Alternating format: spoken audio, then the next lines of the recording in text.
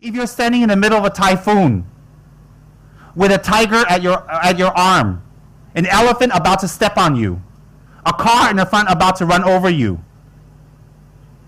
and then your guru says, hey, let me teach you the Dharma. You'd be like, what? You can't focus. There's a typhoon. You're in the middle. You're in the typhoon. You're blowing all over. And this tiger is biting off your arm. And you're like, go away, go away. And there's an elephant about to step on you. And there's a car about to run you over. And your guru appears on a lotus. Oh, I'm going to teach you patience. And you're like,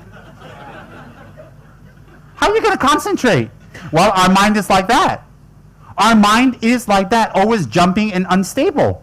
So it's like an elephant about to run us over. That's our anger. When an elephant runs us over, that's it. We're flat as a pancake. When anger comes, that's it. Everybody runs. You run, I run. We can't even stand it ourselves when anger comes. So these are like emotions around us. So hence the Dharma protectors come and they chase the elephant away. Throw a piece of meat at the tiger. The tiger goes there. Gives a new target to the driver. And prays to the weather gods. And the typhoon goes away. Everything's calm. The Dharma protector doesn't change or transform our mind. We transform our mind. But if we have a lot of obstacles in the way, we can't get that information to apply to transform our mind.